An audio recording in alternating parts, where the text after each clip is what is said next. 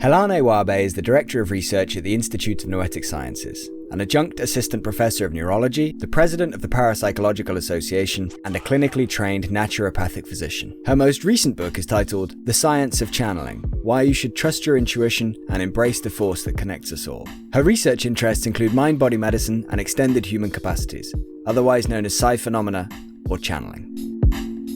Timestamps are in the description, and thank you in advance for watching.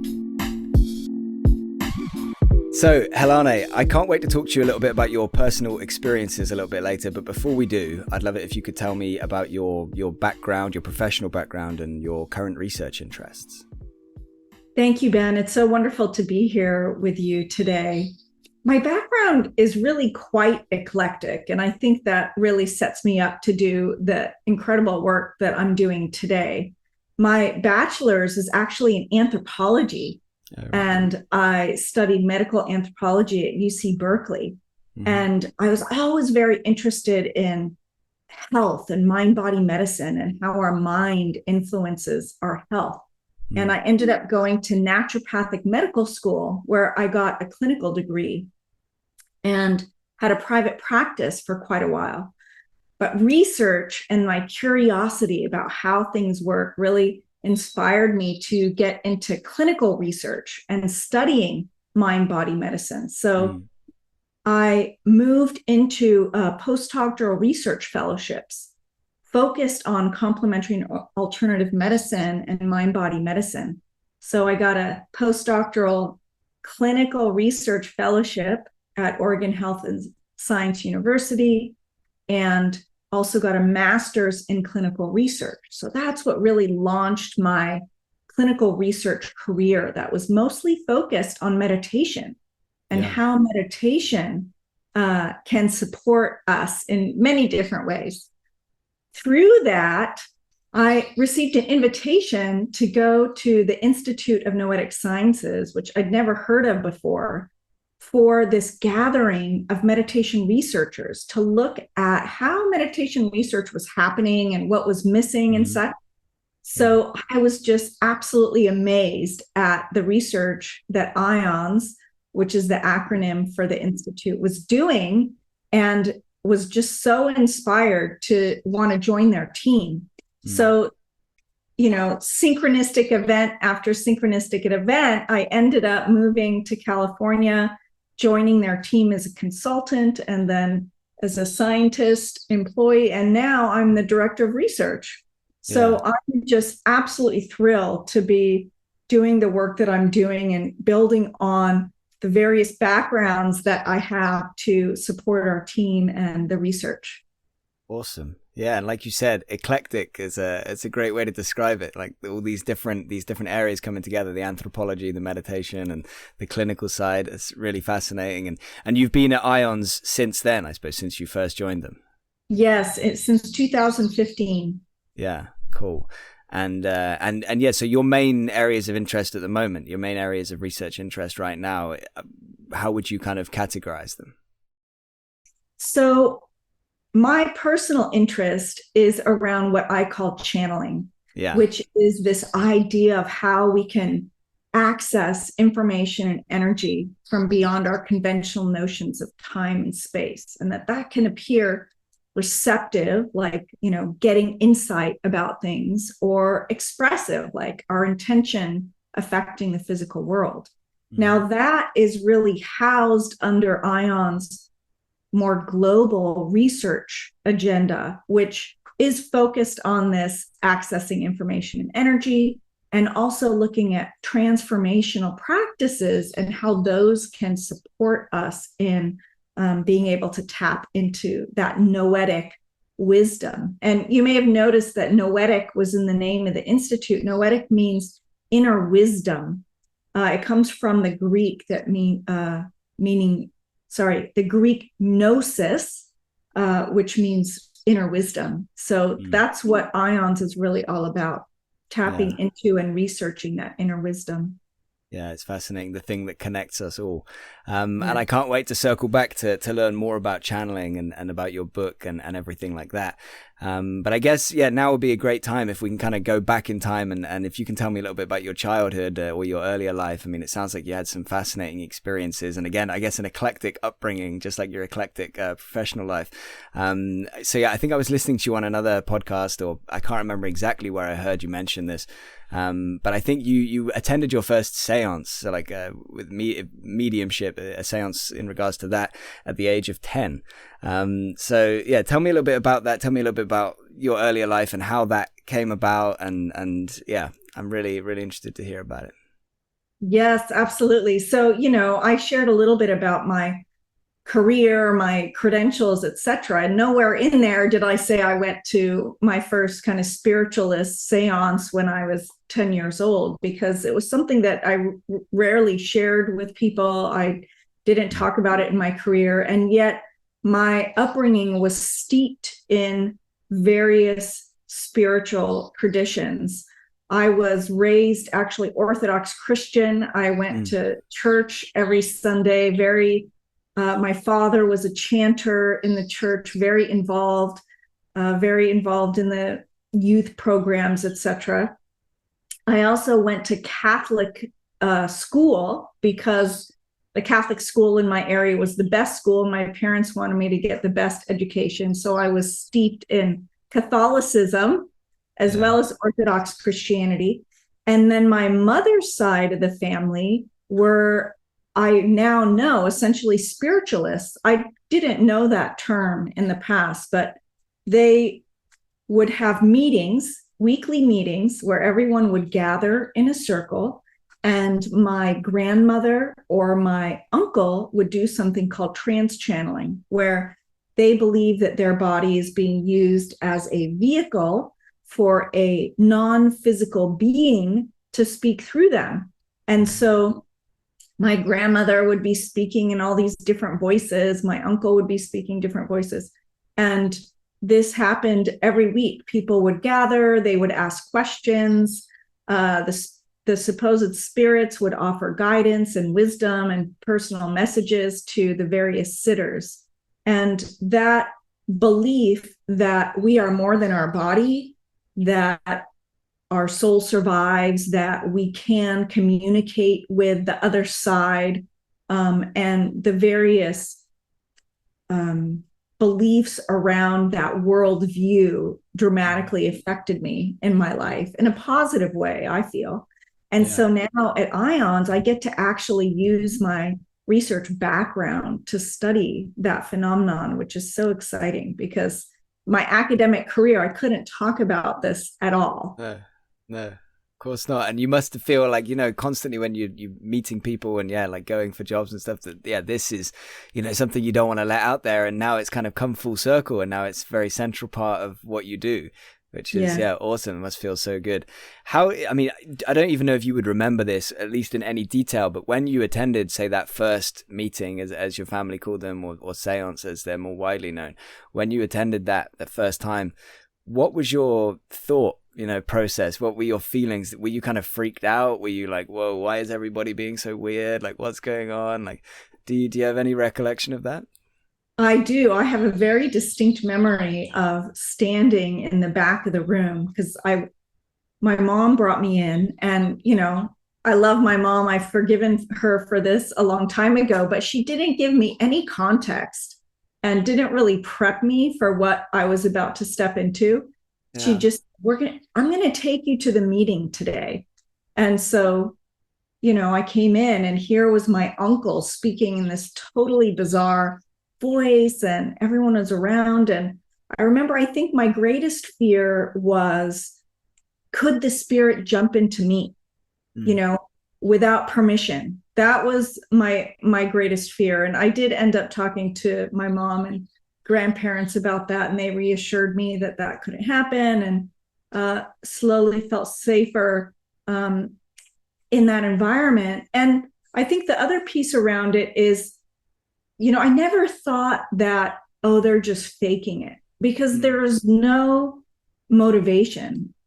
They weren't getting paid. There was no, fame or whatever awaiting them for doing this. And I couldn't imagine my uncle or my grandmother like producing the personalities that were actually speaking through them.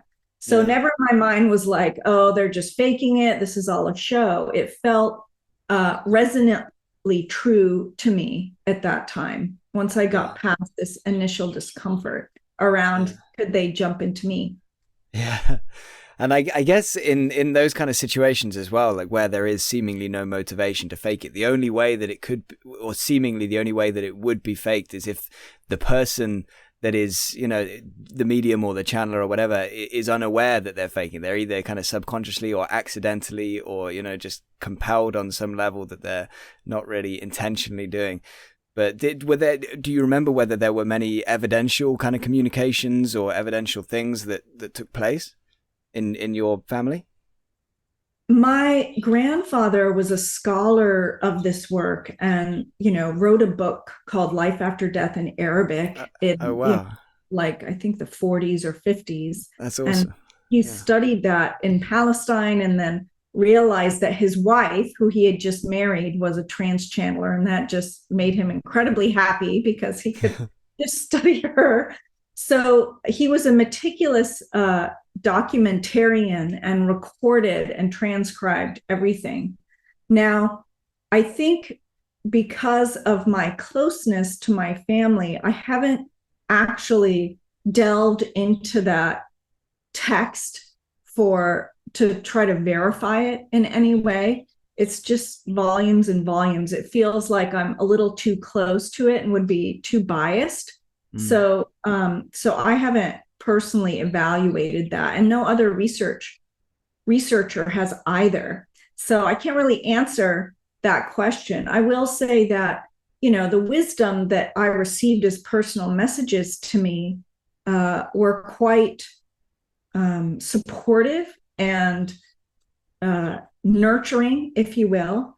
Yeah. And I did have one experience of healing that was quite profound. I actually had a horse accident. I was horseback riding and I was thrown, and it messed my spine up really bad. I couldn't walk. Like, they basically had to carry me into my grandparents' house, and my uncle did a healing on me. And, it probably lasted maybe half an hour or so.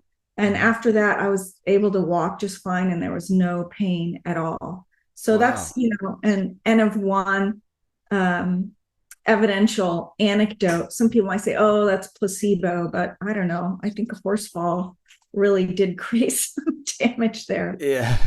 And the people that say that, oh, it's placebo, I think placebo, it's quite easy to forget or not realize how extraordinary that is. The placebo effect as a standalone thing. Obviously, it doesn't compare to like somebody putting their hands on somebody and healing them. But the placebo effect is quite extraordinary. And as somebody that studies, the mind-body relationship and mind-body medicine, like that, I guess that's something you're really interested in or aware of and everything. Absolutely. I wholeheartedly agree with that because it's true. People will say, oh, it's just placebo. What is that? When you break that down, it's like, oh, that means the power of my mind actually created this effect, positive or negative. It's like, that's huge. Why study that? And the effect sizes are actually quite remarkable sometimes to see the placebo effect in action. So I think it's shifted a little bit. I think people are starting to realize the power of that and trying to maximize it in some ways. But it's true, that phrase, it's just placebo, is just silly to me.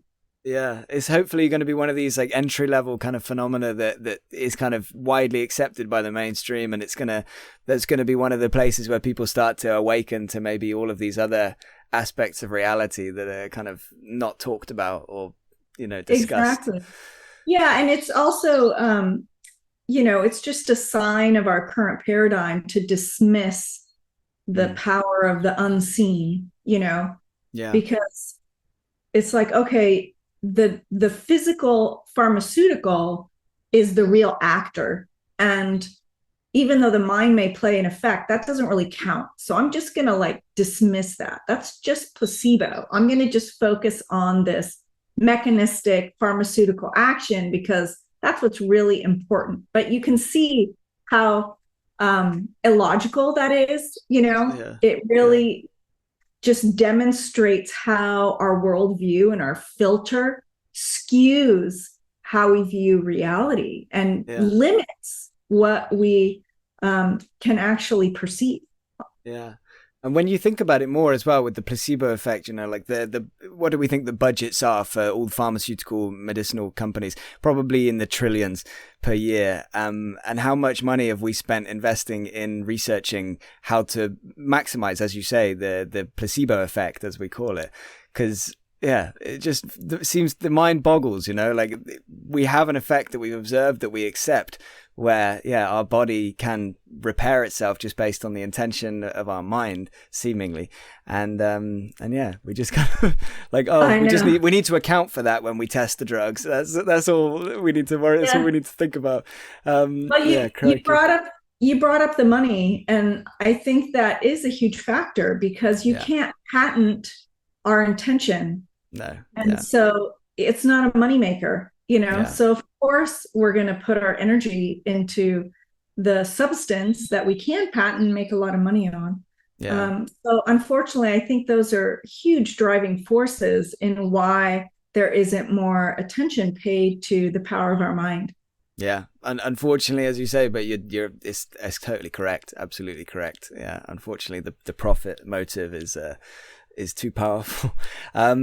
So before we kind of move on a little bit, are there any other particularly memorable, because I'm assuming you had lots of interesting experiences as a child. Are there any other particularly memorable experiences that maybe you can mention or you'd like to share before we move on? Well, I think we had numerous.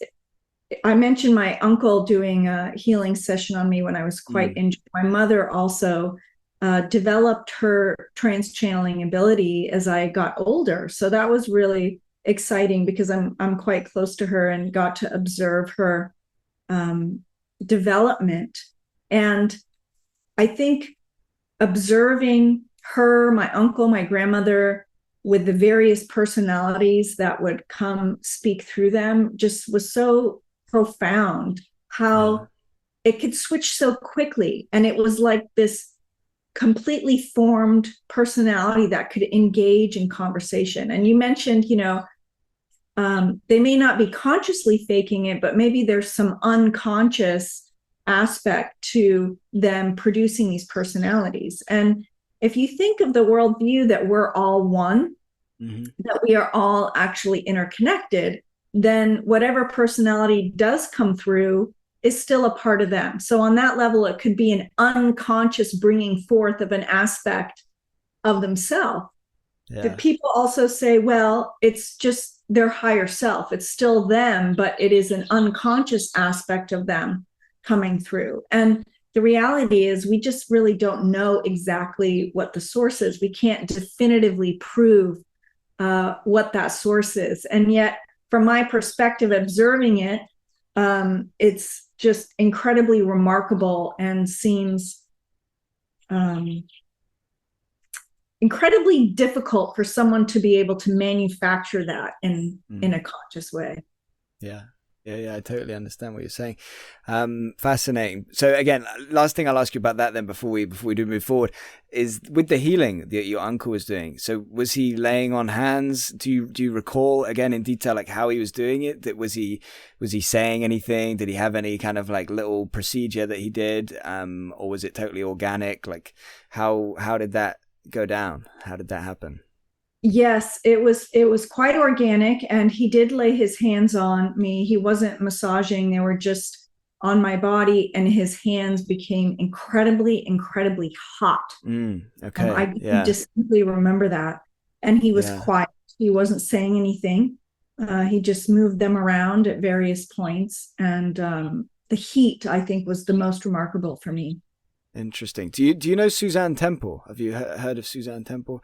She's done research into kind of studying altered states of consciousness and things like that. She studied kind of mediums and psychics and various different, altered states of consciousness and done EEG readings on them and things like that. Anyway, she had, I guess, in a way, some overlap with yourself. She had some interesting experiences through her childhood, and I guess her family had some abilities that were maybe more obvious than for most people. And I think I can't remember who it was for her. I think it was her dad, but it was somebody had like kind of healing hands. They just called it. They said he had like hot hands, and they would say like, "Oh, can I have your hot hands because I've got a headache," or something like that. Yes. And she shared a couple of stories where he'd put these these hot hands on people and make them better. So that's interesting. I wonder if that's kind of a very present thing amongst all people that claim they can heal or have been healed by somebody. I wonder if there's always that hot hands aspect. I don't know if there's been a formal study around that. We've done a few studies with energy healers, including Reiki masters. And I think it's a common subjective experience is that the practitioners feel that their hands are getting hot. So I think I have heard that from many, many different practitioners. I don't know if it's been formally studied because it would be very easy just to evaluate the temperature of the hands as they're doing the work. Yeah, definitely. Maybe it's something that IONS should delve into at some point. Right. It sounds. And then what does that mean if their hands are getting hot? We don't know. So I mean, it means something's happening, maybe. yeah. There's always going to be like, how do we define and prove and everything like that? Wow, amazing. Okay, so your current research interests, before we get onto channeling, they include extended human abilities or extraordinary human abilities. I don't know how you phrase it exactly, but yeah. So again, I'm assuming that includes all the kind of things we've been talking about so far. But can you just kind of put a label on what that would be and what do you refer to when you say that? Great question. I think one of my biggest frustrations when I first started working at IONS and learning about parapsychology, which I had no clue existed. So I didn't know 3 years ago. It was like totally alien to me, all of this. It's like there's this whole field of study that's been going on for over 150 years, rigorously studying these phenomena, and I had no idea about it. Anyway, when I first learned about it, started at IONS, I was so frustrated by all the different terms, the various terms that was used: psi, psychic, ESP or extrasensory perception, channeling, mediumship, extended human capacities. So from my perspective, all of these words are trying to put a label on a experience, very human experience that is hard to put into words. And people keep trying to label it and put the various aspects of it in boxes. And yet it is this, from my perspective, a innate human capacity that we all have to have perceptions and affect the world in a way that is beyond our five senses that we already know about. And that these experiences are quite diverse and they're very unique to each person. And they exist on a spectrum from like gut hunches or just general intuition. Should I turn right or left? And you're like, oh, I should go this way. You just get a feeling. To more extreme examples like the trance-channelling that I've already shared about, or mediumship, this experience of people feeling like they have contact with the dead, etc. And then you have everything in between, like sensing the future or having a precognitive dream or being able to get a mental impression from someone's mind. So this huge range of human experience is what I call channeling, is what I call extended human capacities, is what I call all these different terms that people try to apply to them. Awesome. Yeah, that's you're right. There's so many different terms, and even you can even kind of get into them, can't you, and break them down even more. And like within mediumship, there's like kind of, or not just mediumship, but there's like clairaudience and all these different things, and it gets really detailed. But so extended human capacities is what you like to call it, or was it extraordinary? Extended. And so there's taboos that are associated with each of those words at various levels. Definitely. So more recently, I think there's a trend to try to make the words sound clinical. So extended human capacities makes people think, oh, I wonder what that is. That sounds really interesting versus you're psychic. It's like, no, I can't go to psychic because that's taboo. That's not allowed. But I Yeah. can maybe explore extended human capacities, but it's Yeah. essentially the same thing. It's referring to the same thing. Yeah, definitely. I mean, I've said this on a few podcasts that there's definitely taboos, and with psychic, particularly, again, 2 years ago, if you'd said like what comes to your mind when I say psychic, I would just picture like some lady or man sitting in a fairground with a crystal ball, and he's like under a tent, and he's like trying to predict my future, and he's like just making stuff up. He's just looking at me and going like, oh yeah, when you're gonna have a really long mustache in the future and stuff like that, like. So even with me, there was the taboo, but yeah, it's you're right. Extended human capacities. It sounds much more, I guess, professional, as they would, easier to convince people of that they should actually look into this stuff and take it seriously. There's another term that's come up recently called anomalous information reception, AIR. Okay. So that's another one. Okay.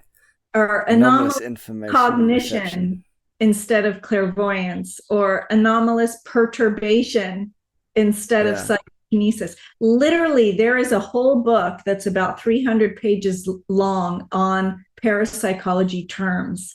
Yeah. And you got the Science Encyclopedia as well, which I guess I'll put in the description here for anybody that wants to go and see it. And anomalous cognition, I know somebody that calls it that, and they're good. Hopefully it'll help it to break free and to make more of the mainstream aware. That would be great. Let's talk a little bit about your book, if you can tell us about your book. So The Science of Channeling, Why You Should Trust Your Intuition and the Force That Connects Us All. I guess if you want to talk a little bit about your book, and then after that, I mean, in general, kind of just say a few words about it, but then I'd love it if you could maybe give your definition of intuition to start us off. Yes. So, about my professional background, about my personal background. And so when I got to IONS, I was really excited to be able to study what I call channeling in a rigorous way. And IONS, of course, has done work on this in the past. And of course, researchers around the world have as well. But I wanted to create a cohesive program that was evaluating the various aspects of channeling. For example, what do we already know? What are the characteristics? What are its definitions? How common is it? What are the different types of phenomenon that people experience? Who can channel? Can anyone channel? Can some people only channel certain ways?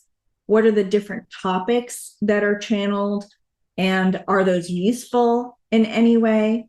So we developed this program with these various research questions that we wanted to solve and started doing studies on them.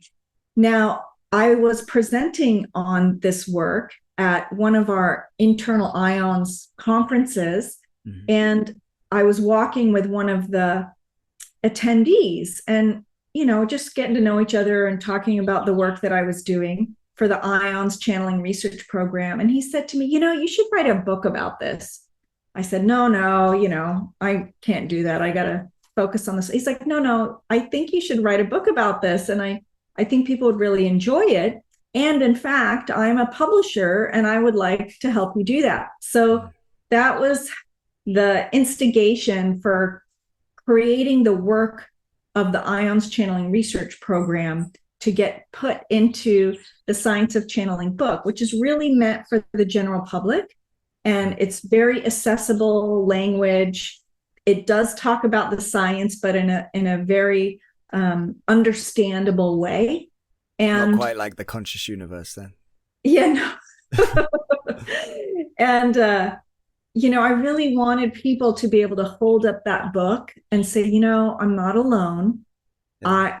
Other people have this experience. In fact, it's quite common. And here's what we know about it thus far, so that people could feel armed and more supported in their experiences. Because at the same time, which I haven't talked about yet, as I started talking about the results of our research, I would always get people commenting to me, whether it was in person pre-COVID or through email, etc. I had this experience too, and thank you so much for your work. I haven't been able to tell anybody about it. And that was always the line. I haven't been able to tell anybody about it because of the taboos and the fear. And so my, overarching intention of the book is to cut through those taboos, if just a little bit, to normalize it. Say, hey, so many people are having these experiences. Yes, there is growing evidence on many of these phenomena. We still have so much more to learn, and yet you're not alone. Awesome. Yeah, that's so valuable. I mean, people need to hear that kind of stuff, and yeah, I'm looking forward to reading it because it sounds very much needed, and very much timely. I suppose it feels like it is. I think people are more ready than ever to understand that they have this intuitive capacity, and I think the pandemic really shifted people's perceptions of the world, of themselves, facing mortality in a very real way, having external events drop away, being stuck with yourself inside and thinking about, well, who am I? And, what's my purpose? What's meaning of life? And these questions, I think, really inspire us to tap into that inner wisdom, or at least be very curious about it in a way that there wasn't as much room for in the past. Yeah, absolutely. That's all we need is curiosity and open-mindedness, and then the rest is history. Yes. So tell me how would you define intuition? I mean, it's a word that is known by everybody, and everybody kind of probably give a slightly different definition for it. The materialists would say it's just kind of a thing that you walk into a room and you see, like, you ascertain the people there, what's going on there, you take in various external factors and you come up with, an idea of what you need to do or how you need to handle this situation. And I guess that would be what lots of people would describe as intuition, just like our brain understanding external cues. But how would you define it? So I think the materialist definition of intuition is fine and great. And I would just add the extra component that intuitively, we also perceive information from beyond our traditional five senses. And that feeds into our behavior, reactions, etc., that we receive intuitively. Now, I think a distinction between the conscious aspect of intuition versus the unconscious aspect, and maybe a materialist might say, oh, well, it's the five senses still picking it up, but it's unconscious. So it just seems like it's from beyond the five senses. And, you could argue that.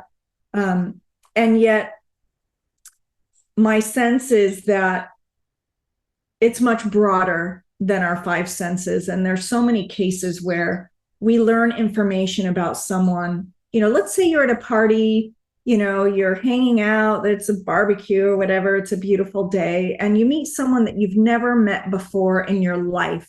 And as you shake their hand, you don't know anything about them, complete stranger.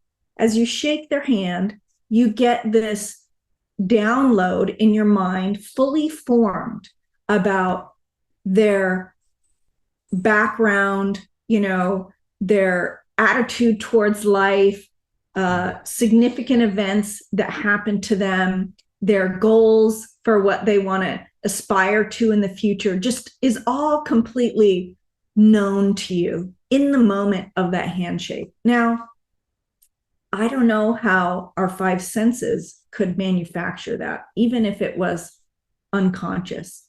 And so you ask me, well, what's my definition of intuition? Again, it's all about this crazy terminology. I do like using intuition because it is a accepted word that we can use to begin the conversations about what I call channeling.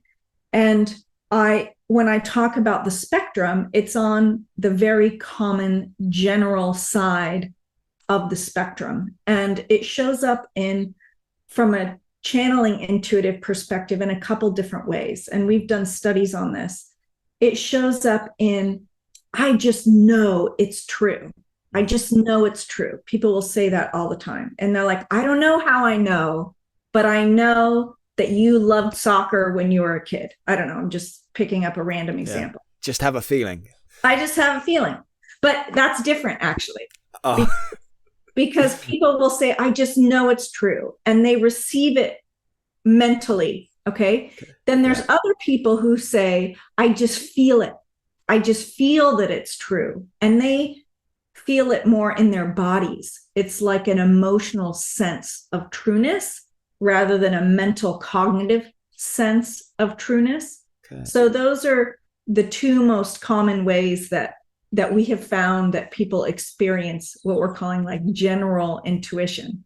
Yeah. And so I suppose it could also be something like, you know, if somebody gets a job offer, could it be that kind of, they just get this feeling or this sense or this knowing of it's the right or wrong thing to do, regardless of whether on the face of it with the external, you know, factors, it seems like the right thing to do. Is that again like the same kind of thing? Exactly. Yeah. You know, because you can make your list of pros and cons. Should I take this job? Should I not take this job? That's using our cognitive faculties, which are so wonderful and incredible, valuable tool that we don't want to get rid of, right? And yet when you think about taking the job, you know, your whole body like lights up. You might get goosebumps. You might feel more expanded. And when you think about not taking it, you just are like, don't feel as good. And so that to me is your intuitive faculty inviting you to take the job. And often, you know, when people first begin channeling, they're like, well, how do I know? How do I really know if this is a channeling or just, you know, my ego mind or whatever giving me information? And so it can be very nuanced when you're first starting out. But I find that if you start following, so let's say you get that expansive feeling and you take the job and the job's great and you love it and you feel amazing and your life becomes more easeful and joyful, then it's like, okay, that was the right choice. Or maybe you feel fearful and you're like, no, I don't want to take the job. And you say no. And you start feeling like you're banging your head against the wall or things become very difficult. To me, I have found, and I've talked to so many people about this, that the consequences of following your intuition is often the greatest indicator of if it's a true intuitive hit or not. Does that make sense? Yeah, it does. And if you feel like if you feel like you following your intuitive choices are moving you more towards ease and flow and joy, then that's likely the channeling feedback that you're getting. It's channeling rather than necessarily just ego. So we're back to channeling, and I guess again, you kind of gave your definition earlier, like kind of pretty much at the start. But just to really clarify on that, just to make sure, you know, I understand and everybody listening and watching understands. Because when I first heard the word channeling, I kind of think like, oh, that's like mediumship, you know, where, like somebody or some entity is kind of coming through somebody so just to be clear for you, your definition, it includes all the various kind of components of psi phenomena. You could be channeling information from the future. You could be channeling remote information or some various things like along those lines. Channeling from somebody else that's alive. Channeling, I guess it includes mediumship from your point of view as well. Channeling, yes, from somebody so it's all of those things. So when we say channeling, we're talking about psi phenomena. We're talking about extended human capacities. We're talking about, anomalous cognition, how all of these various things. Yes. So here I am introducing another word with a different definition, just messing up the term situation, which I was frustrated about. But yes, I use channeling as a very, very broad umbrella term. And that underneath that umbrella is this huge wide spectrum of experiences, including all of those that you just mentioned. And trance-channeling is one subtype of umbrella thing that I'm calling channeling. And would that be the typical, Yeah. is that when somebody thinks of channeling, without having heard your definition, they think of something specific? Is that what they're thinking of, trance-channeling? Yes. So how can you define that, and how do you differentiate it from mediumship? Which is, yes. Yeah, it's funny. I'll share that in a second. When we were working on the title of the book, I said, I think we should not use channeling because it's just going to confuse people and mess it all up. And there's all these taboos. They're like, no, let's just stick with that. So that's why we stuck with it. That's also why Eben Alexander ended up calling one of his books Proof of Heaven. I don't think he was very happy with that one either. But there we go. Exactly, right? Publishers are often dictate what those titles get the splash. So yeah, I agree. It is a little bit confusing, and I hope that we will find a theory, model, mechanism that will help explain all this, because my sense is it's all aspects of the same thing. Yeah. And before I jump into that, because that's more philosophical, so trance-channeling is a specific type of channeling where the channeler believes that their body is acting as a vehicle for a supposed non-physical entity, a spirit, if you will. But not necessarily a deceased entity or anything like that. Well, it doesn't have to have been somebody that was living. Is that right? It could be something non-human, or is that possible? That's correct. It could be a deceased human. It could be, what's called an ascended master. It can be an extraterrestrial intelligence. There's any number of non-physical beings that supposedly communicate through the trance-channeler. And what's distinct between the trance-channeler and mental mediumship is that the trance-channeler, the way it's been described is they essentially are either step aside or go to sleep. And then some other being is using their body, using their voice as a vehicle to speak, move, etc., interact. And so the channeler is not engaged, if you will. Their mind is not necessarily engaged, although we could get into the nuance of that.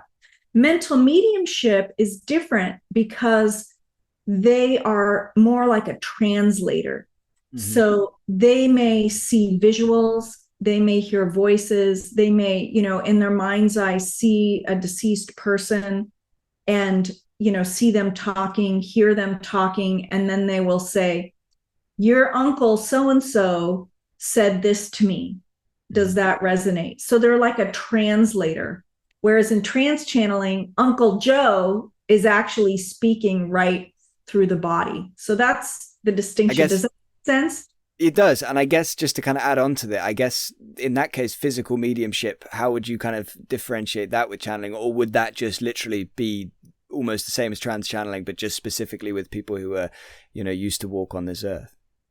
Physical mediumship is different from trance-channeling in that it is based on producing physical phenomenon using something called ectoplasm, which is supposedly this substance that the physical medium can produce that the supposed beings can then manipulate to show a presentation of themselves. So that's where you might have this ectoplasmic spirit standing in front of you.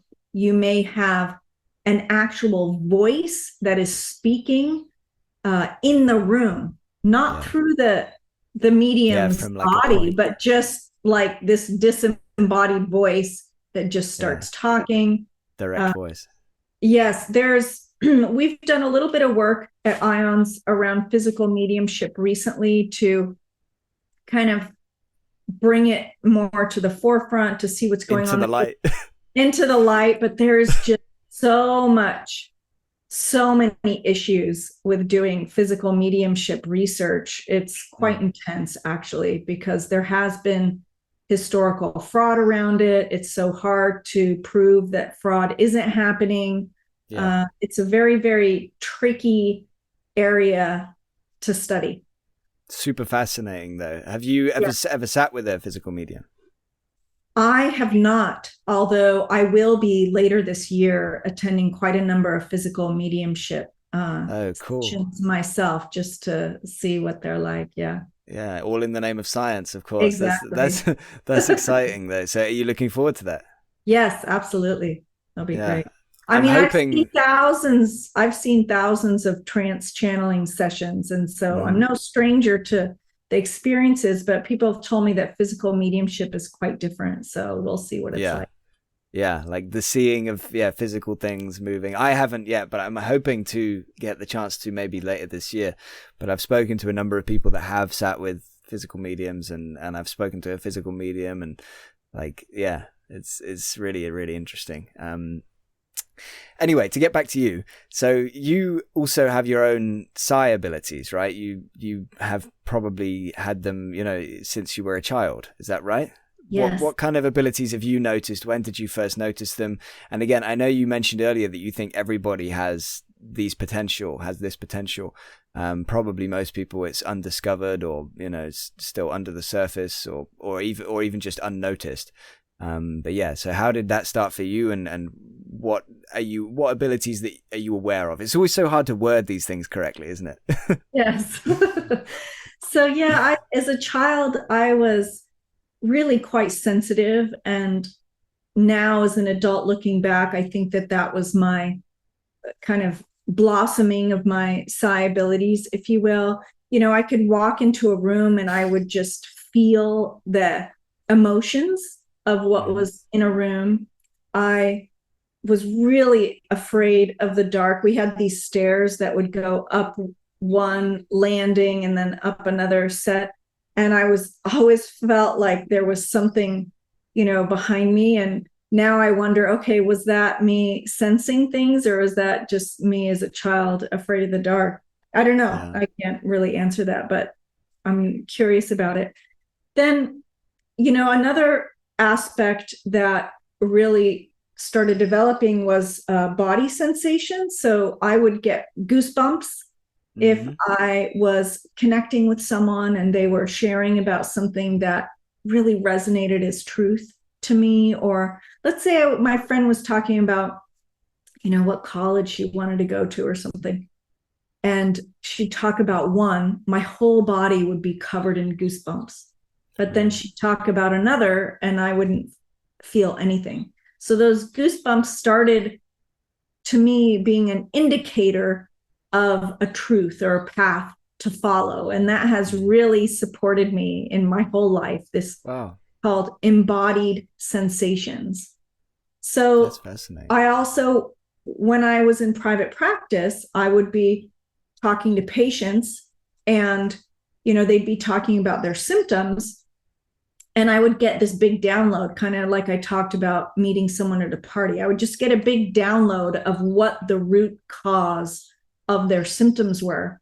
And then I would ask them a question about it, and they'd, start crying and emoting and releasing this, trauma, and their symptoms would dissipate. So I saw that over and over again in my practice, getting these downloads of information to support my patients. And then more recently, I was very curious about trance channeling. As it runs in my family. My mother's a trance channeler, my uncle, my grandmother. And I was curious if I could actually learn how to do that. Yeah. And this was when I was at IONS studying trance channeling. And I'm very inspired by the researcher who actually experiences the phenomenon themselves. And I think that that helps study it in a more effective way.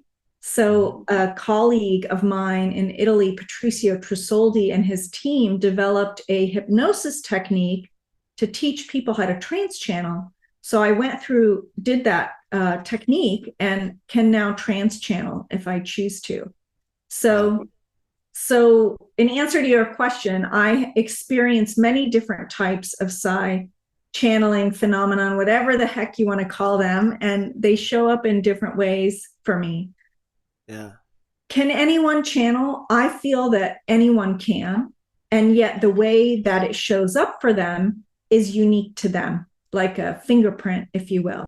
And Yeah. we call that the noetic signature. And we've actually done a number of studies on it, polling people to see how they experience these various channeling phenomenon, and have classified them into 12 different characteristics, many of which are the ones we've talked about today.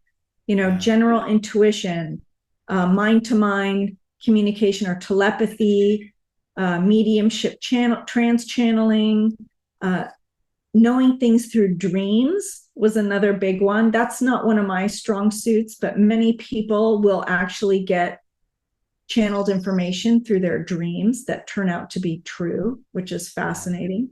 Yeah. And then, visualization, manifestation. How does our intention affect the physical world? So those are just a few examples of the various characteristics of people's channeling abilities. And most often, people don't have just one.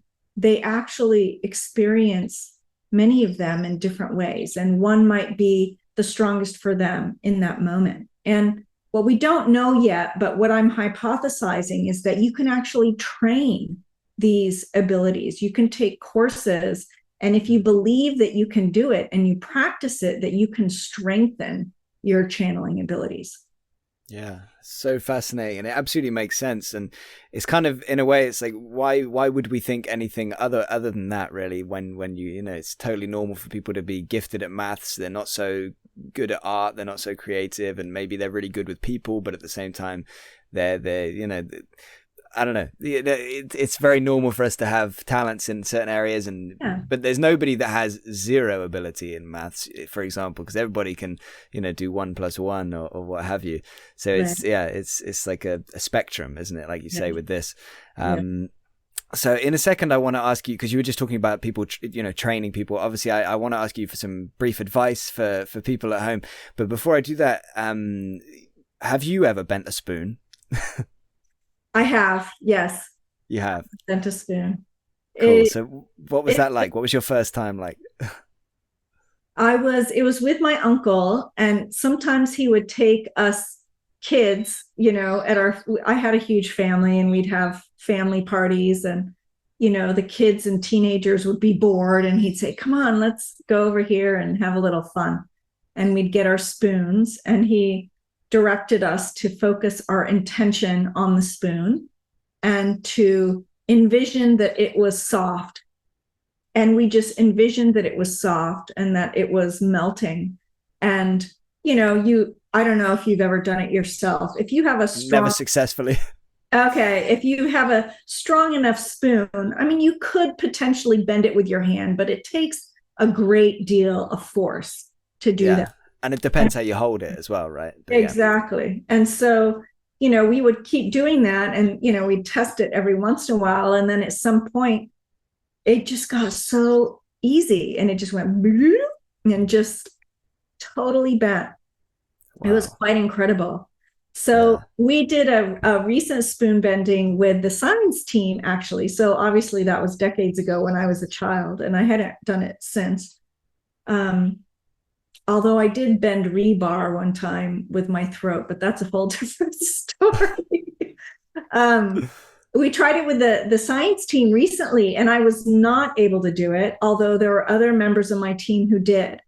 And so, Dean Radin, our chief scientist, who I'm sure, he was able to just completely bend his spoon. Yeah, I think he showed it to me when I spoke to him. Yeah. So that was exciting. Yeah. Wow. Amazing. I think if I ever did it successfully, I'd want to try and do it all the time, so I could do it on demand, just whenever I want. Just that would be incredible. What was it you mentioned about the bar and your throat? Do you want to go into that, or? Well, it was not intended to be a channeling phenomenon per se. I was at a personal growth workshop that was really about empowering people and the power of the mind, the power of intention. Mm-hmm. And we did this one exercise, which now when I just think about, I'm like, that's crazy that I did that. But okay, here's what happened. We had a long piece of rebar. It was probably about 5 feet long, about, this round in diameter. And the tip of it was right here on the soft part of my throat. Mm-hmm. The other tip was on the soft part of my partner's throat. And we got into a very, energized, invigorated, intentful, willful space. And when we were both ready, we walked towards each other, and the rebar just bent in half like butter. It was No amazing. way. Yeah. Whoa. And that's hard metal. Like, you obviously tried it before and stuff, and probably Yeah. afterwards. Yes. I don't know if you know what rebar is, but it's, what they use for the structural pieces in cement when they make Okay. roads and buildings. It's like Well, I know now. yeah, strong piece of metal. Wow. And that just bent, like, It just bent. significantly. Oh yeah, it was completely, just went whoop, like that. Wow. It's amazing. And such a rush, such invigoration. Yeah, I would not I bet. recommend anyone listening to this Stick doing to spoons. home just as fun. Stick to spoons, unless you're Yeah. part of an organized workshop that's building up to that, because that was like one of the grand finales. Yeah, wow, amazing. Did you notice I asked if it was like significantly bent, which is like kind of, it's a problem in a way, that question, because it's the same thing as like, with psi phenomena or channeling and extended human capacities in general. The effect might not be very strong, and in fact, in a lot of cases, it's quite weak, in relatively speaking. But it doesn't need to be strong, does it, to be extraordinary? Like, for example, with like affecting a random number generator or whatever, it only needs to show a tiny effect. If it's consistent enough over a large enough sample size, then that's extraordinary in itself. So yeah, I need to get away from that kind of idea. Like, if it was bent at all by the soft part of here, like a hard metal bar, it doesn't really matter whether it was totally in half or just a little kind of, a little bit. Yeah. But yeah, amazing. You bring up a really important point around a psychokinesis, or mind influencing matter, or intention influencing the physical world, however you want to say it. So there's something called macro psychokinesis, or macro PK, and this is what we can see with our physical eye, like the rebar, or the spoon, or actually being able to visually see a shift. There's a PK teacher, Sean McNamara, and he uses a piece of foil on a needle that's in a cork that's covered in like a glass bowl. And so you direct your intention, and then you see the foil start spinning. So these are incredible because it's the physical eye can just witness it immediately. And of course, people are looking for materialist reasons for why that's so, but we can actually demonstrate that in a visual way. Now, those other pieces you talked about, like the random number generators, dice, radioisotopes, they're probabilistic systems, and you need statistics to be able to see the effect. And like you mentioned, even when you do run the statistics, it's significant, but the effect size is so low. And the effect size is basically telling us the strength of the effect. And if you think about behavioral modification, like psychological interventions for mental health, those are often at like 0.3, right? You see some drugs for other things, they're as high as 1.0, et cetera, or 0.9, or up to 1. And so some of the effects we see in channeling are quite low, like 0.15 or 0.20. And some people argue, oh, it's just some artifact because it's such a low effect size. And yet, if you think about it, in the materialist paradigm, our intention should not affect matter at all. Like, it should be zero all the time. And so the fact that we're getting any effect at all is quite remarkable. And there's many phenomenon in channeling where we see these results replicated in rigorous lab studies in different laboratories around the world. So to me, this is quite amazing. You see that in telepathy and remote viewing, also in the PK experiments. And so skeptics will try to poke holes in that. And some people will ask a general question of like, is it all real? Or have you proven this? It's like, you can't answer that question in a simple way. There's so many different nuances depending on what you look at. And I think the more we can develop experiments where we can see it with the naked eye, the easier it's going to be to, have people break through their taboos about these phenomenon. Yeah, absolutely. Let me briefly go back to your trance channeling that you've learned to do yourself. Like, is it something you do before? Again, I do still want to go back and get that advice for people in a minute, but just I keep getting distracted. So yeah, your trance channeling, is that something you do regularly, frequently, or rarely? And what is it like? Like, how does that, again, just in brief, I guess, in a nutshell, like how does that happen? How does that take place? How do you do it? Do you sit down, get into a particular mind state? And I guess one other kind of side question about the trance channeling is, have you ever been, because you said you've been around loads of people that have done it. Have you ever been around somebody that's communicated with some form of non-human intelligence and you felt confident that is in fact what they're communicating with, a non-human intelligence? Because obviously you can't prove that beyond any doubt. And when I say non-human, I'm referring to not somebody that was alive and died, like something, entirely non-human. Two questions there. So my experience of trance channeling is fascinating. If I want to do a channeling session, regardless of the type of channeling, I will get into a very still, comfortable, quiet, meditative state that supports me in entering the altered state of consciousness that's conducive to channeling. And I'm sharing this in a very specific way because this is also the advice to your audience on how to practice channeling if they choose to. So the strongest predictor for channeling is believing that you can do it, believing that it's real, in quotes, which is fascinating and something we have control over. So I believe that channeling is a real phenomenon. I believe that I can do channeling.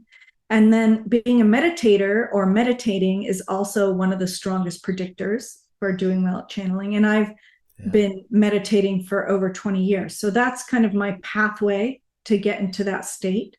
I don't do trance channeling very often.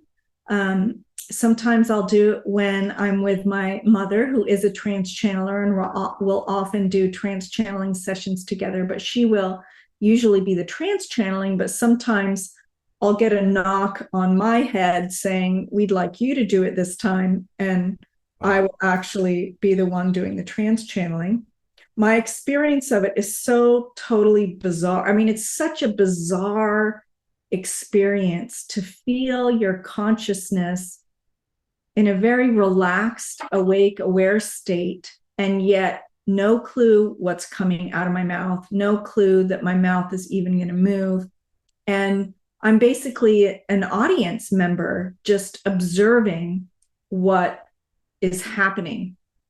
It's really quite fascinating. From your own eyes, or like, are you kind of out of body? Like, are you kind of observing? My consciousness is physically in the perspective of being in my body.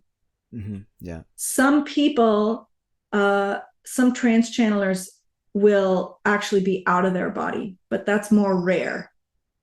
Most trance channelers I talk to nowadays, and this is my experience as well, describe it as kind of like stepping aside. It's like you're in your body, but you're I've heard that kind of thing from physical mediums as well. Yeah, adjacent to it. So that's answering your questions about my experience of trance channeling. And then your second question was about non-human intelligence. Do I believe? So I often in interviews will say, well, when I'm wearing my scientist hat, I will tell you, we have not definitively proven what the source is. We really just don't know. And I think we will eventually. I think we just don't have the right tools to be able to evaluate it definitively. So from that perspective, I feel like the jury's still out. I cannot say to you, yes, it is a non-physical intelligence. No, of course not. But in a slightly, with the other hat. With the other hat, I personally believe that yes, there are non-physical beings, that I can communicate with them, that yes, they are part of me in the larger sense, in that we are all one. And yet our oneness shows up in individualized way for experience, to essentially just have experience, any type of experience. So my experience in this life is as Helané, which has this specific individualized personality that's in a physical form, but that other individualized essences or beings or whatever you want to call it don't have a physical form in this 3D world, and that I can communicate with them in that way. Yeah, it's so fascinating. And in terms of, like you mentioned earlier, like some people think they can channel like an extraterrestrial intelligence, in terms of like a physical being potentially somewhere else. Is have you ever been around somebody that claims to do that? And again, same question: do you include that in your answer from just now when you said that you do believe that to be possible? In theory, it makes sense to me. I mean, I'm not so arrogant to think that we are the only intelligent beings in this universe. It just seems crazy to me to think that humans are all that is. Yeah. So I can't imagine there not being extraterrestrial intelligences somewhere, and that the probability is probably high that they have technologies or have mastered their ability to communicate telepathically, or affect things in different ways. To me, that seems like, oh yeah, that makes sense that could happen. There are numerous channelers around the world who believe that they are channeling extraterrestrial intelligences, and the content is often very similar, based on the ETI that's coming through. So again, I can't prove it, but I find it incredibly fascinating that there are so many common themes, depending on the particular ET that's communicating. And yes, I have witnessed channeling, trance-channeling, where a supposed ET was communicating. What was that like? You said it was kind of similar to if they were channeling, any other entity, or was there some distinct difference? Well, the trance channelers that I've experienced, they will, I don't know have you ever witnessed trance channeling? Okay. So I invite you to try that out. It's really quite remarkable. And I think I'm very lucky in that I know trance channelers personally on an everyday level. So then I can see how much they change, Yeah. And their mannerisms, their voice, their physicality of their body shifts. So, I've seen trance channelers who are like, get like this, and they'll start talking in this really high pitched voice, which is not their normal voice. Anyway, I could go on and on about that, but yeah, I guess I want to also say that there's apparently more than one ETI. Like, it's not all just like, often people will just lump, oh, it's an alien, or oh, it's an ETI. Yeah. It appears on the surface to be that there's so many different types that are trying to communicate in this way. If they're real, I don't know if they're real, but it's not like it's just a consistent personality / characteristic of an ETI that's being trans-channeled. Yeah. It's quite fascinating. Anyway, I love to just dive into all this work, and I'm so grateful and blessed for the research that I do. And there's only so much time I have. It's like, oh, I want to go deeply into this, or oh, I want to go deeply into this. I'm really excited about AI because I think that's going to allow us to process some of this data more effectively, because qualitative data just takes so much person power. But one of my dream projects is to collate. Let's say we collated all the channeled content that was supposedly from an ETI and got to use AI to analyze it. Are there common themes or not? Or what are they saying? Can we verify it in any way? Those are the type of research studies that would be so fun to dive into. That would be fascinating, looking for patterns and everything like that. Yeah, that'd be brilliant. So look, I'm conscious we haven't got too long left, so I guess we're going to have to kind of move fairly swiftly through these last few questions I have for you. I guess for now, there were definitely some snippets in there that people can take. But if there's any other advice for people that maybe, I mean, let's aim it generally at people that, I guess, to use a word from one of my patrons, muggles, from Harry Potter. I think that kind of fits quite well. Like, I guess I consider myself a muggle as well. Like, I don't really notice any experiences of these kind of things. Maybe have started to see a few synchronicities or things like that. But in general, I don't really have these experiences. And I think a lot of people don't, as much as they would like to. Maybe they would like to be, they're quite open to these things. But yeah, just some general advice for maybe the people, how they can have more of these experiences, or begin to have these experiences, or open themselves up to them. I think step one is to set the intention that it be so. So, for example, Ben, you could say, I'm setting the intention that my natural channeling ability will be strengthened. Simple intention that you could write down. Then imagine every day it could be as little as 5 minutes, finding a place that feels peaceful, quiet, and just sitting there in stillness. If you have a meditation practice, using whatever practice you normally use to just get as still and quiet as possible. Again, setting the intention for the next 5 minutes, I want to practice my innate channeling ability. And you come to that session with a question, preferably a simple yes/no question. Don't start with, should I get a divorce or not? Or should I leave the country and move to Antarctica? Start with very simple yes/no questions.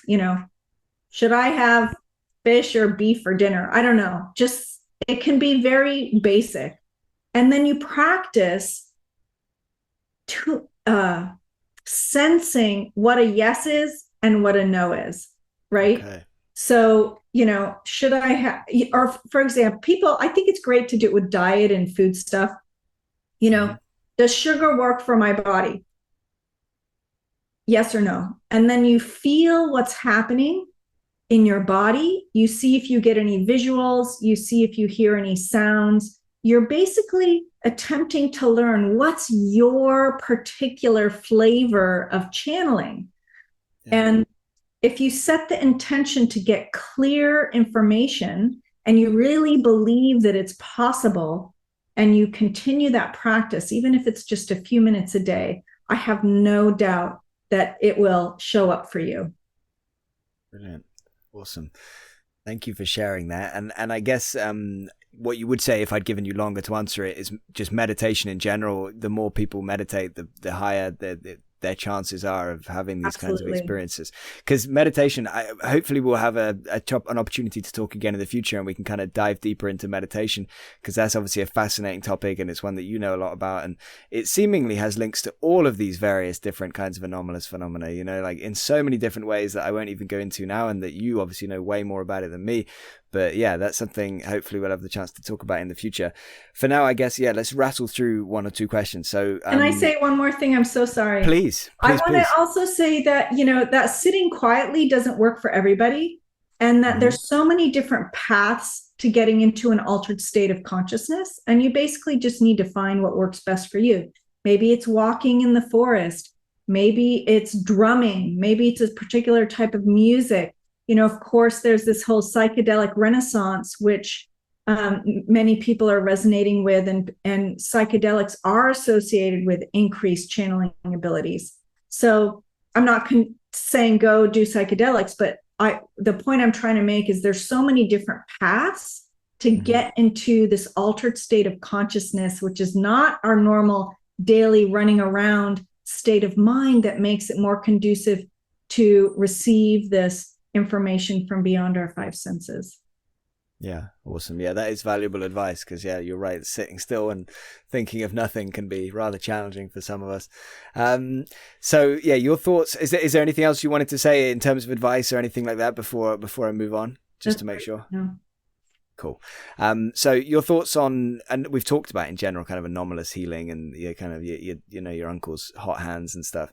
But are you familiar with the Bengston method, Bill Bengston's kind of healing method that he's come up with? And what are your thoughts on that? Have you ever tried it? Just what's your take on that in a very brief nutshell? Yes. So we've actually worked with Bill Bengston and done studies with him. And I know he continues to do incredible studies on his healing methods. They're finding remarkable positive findings, which is quite fascinating. I think energy medicine in general has a growing body of literature demonstrating its positive effect. So yes, I think we need to definitely continue studying it and seeing how we can maximize that to support people in healing. Yeah. And how can we somehow, get it out there to the masses without the, the profit thing that we were talking about earlier? Yes, absolutely. Because there are some very powerful forces that won't necessarily want it to catch on. How strong do you believe channeling, psi phenomena, these things, how strong can they be? Is there a limit? I think I know where you'll go with this, but yeah, what are your thoughts on that? Is there any kind of limit to these phenomena, to how powerful they can be? That's such a great question. And from the scientist perspective, I should say, I don't know. Yeah. There are few people on our planet who are superheroes, if you will. And, there are definitely cases of people who demonstrate incredibly remarkable psi phenomenon, but it's not the norm. I mean, they're rare. And maybe it's just like the normal bell curve, like you would see in any type of ability or talent. Now, some channelers say that that's purposeful, that there is some block to our abilities for humans to access this because we aren't spiritually mature enough to handle it. I often play a thought experiment around, well, what would happen if tomorrow, let's say there was an obstacle, if it was cleared and all of a sudden I could hear your thoughts, you could hear mine, I could hear everybody's thoughts, and my intentions immediately were manifested in the physical world. It would be chaos. It would be total, utter, complete chaos. But I feel that we would be forced to very quickly become impeccable with our thoughts, impeccable with our minds, with how we dealt with people, with how we treated ourselves. So part of me is like, wouldn't that be amazing? I would love to see it happen. Yeah. Couldn't be any worse than what's going on outside now. So let's give it a go. Right. Yeah, you're right though. It would be wild. It would be chaos. It would, if everything, if everybody realized it was all possible, and all of a sudden everybody's reading each other's minds. They're like, people are predicting the future. Don't do that because of this. And then, that would be, that could be a good film though. I'd like to see something like that. So in terms of, limits to psi and things like that, I mean, obviously you're familiar with the kind of debate between super psi and survival. What are your thoughts on that kind of, that debate, and just what are your thoughts in general for the evidence for survival of consciousness after the death of our bodies? Again, my personal hat is that I am in the survivalist camp. And scientifically, it's very challenging because you cannot rule out psi. You can't rule out living agent psi. So it makes it really tricky. Although I personally believe there is enough evidence beyond a reasonable doubt when you look at all the bodies of evidence together, the reincarnation, the mediumship, the out of body, the near-death experiences. It seems highly unlikely to me that it is living agent psi, but we can't definitively prove it from a scientific perspective, in my opinion, right now. Yeah, that's fair enough. It is a really interesting one to think about. It's like a little, thought exercise, and I'm trying to kind of come up with a little list of some of the things that I think are the hardest to reconcile with the super psi hypothesis, because I'm also in the survival camp. I think that's where the evidence points for me, and like I think the birthmarks in some of the reincarnation cases are one of the hardest things to fit into a super psi, but I'm sure somebody that's committed to the super psi hypothesis would find a way to make that, possible. Anyway, we don't have time to do it now. So again, I got just two or three, just probably two quick questions left. One of them is kind of related to what we just said, and it's just, in a nutshell, if you're comfortable sharing, what are your personal kind of thoughts on what actually does happen after we die? Yeah. Before we jump into that, I just want to also say that, these different camp psi, super psi, survival, even though I believe I'm in the survival camp, I think if you look at the breadth of situations where we're accessing this information, sometimes it's psi and sometimes it's super psi and sometimes it's survival. Does that make sense? So I don't think it's just one or the other. I think they all actually happen. Yeah. I would agree. I think most people in the survival camp would say that. I think it's more the people in the camp of super psi might say that they don't think there's evidence for survival. But yeah, that makes sense. Yeah. And so yeah, what do you think? Yeah. So, and you asked for my personal thoughts. Exactly. Okay, great. So again, personal hat on. It's important to me to make those distinctions. So personally, I do believe we have a spirit soul, that when our physical body dies, that our spirit soul leaves that there is some transition period where we move into another realm where we're guided by non-physical beings that support us, and that learning and experience continue even when we're not out of a body. When we're out of a body, and that we continue to create situations for us to evolve, expand, to learn, to love, to grow. And that if we choose to, we can come back into another physical form, whether it's on Earth or beyond. Yeah, awesome. Very, very nicely summed up into a quick answer there, because again, we could probably do a couple of hours on that. Okay, so I guess my last question before I just ask you for a few words. So Edgar Mitchell, IONS co-founder, of course, the sixth man on the moon, along with his big fascination into psi and channeling, these kind of things, he also was incredibly enthusiastic about looking into UFOs, the UFO phenomenon. What are your thoughts on that, on the UFO phenomenon, and have you ever seen one? I've not personally seen one. I am so excited that the UAP is now out in the open, and we can actually talk about this without being branded as insane. But it's not an area that I am super involved in and super read up on, but I personally think it's fantastic. And if you look at all of these arenas, actually, you see such a huge opening right now in humanity. So even though there's so many aspects that are just really dark and depressing and overwhelming, and you get a sense of hopelessness, there also is this huge opening that I think is broadening humanity's mind in a much more expansive way than ever before. So the UAP movement, I think, is one of those. And like I mentioned earlier, I personally find it very arrogant to think that humans are all there is. And I think my hope in that work is to at least be open-minded and mature enough to not assume that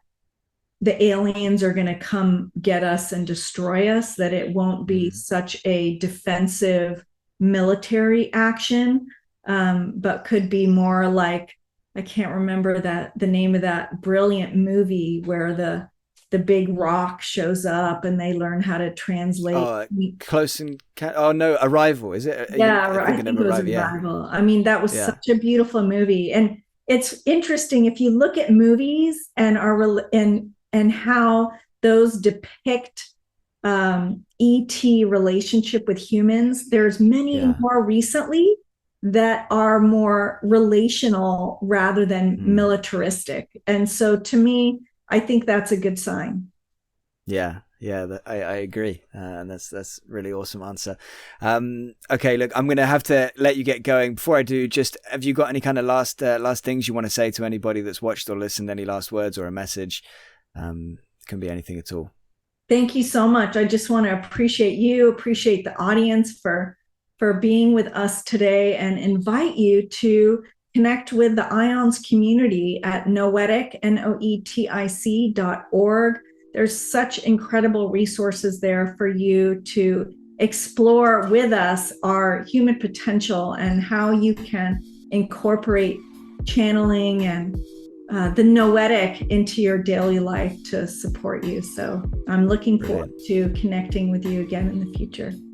Yeah, I look forward to it too. And all those, that will be in the description, the links to IONS and the link to your book and everything like that. So if anybody's interested, just scroll down. And yeah, I hope we can do this again in the future. And thank you so much for your time today, Helané. This was awesome. I really enjoyed it. I think we could have gone for absolutely hours here, just whether we, either on just your personal experiences or on the science or the philosophy, like whichever angle. I feel like we could have just carried on. So anyway, it's an absolute pleasure. Really appreciate your time. Thank you. Thank you, Ben. Thank you for listening to my conversation with Helané Wahbeh. I hope you enjoyed it and picked up some new ideas or insights. Please see the description for relevant links, including to Helané's book. Please subscribe if you want to continue unraveling the universe with us, and if you want to help us keep doing what we're doing, you can contribute via Patreon. Thank you.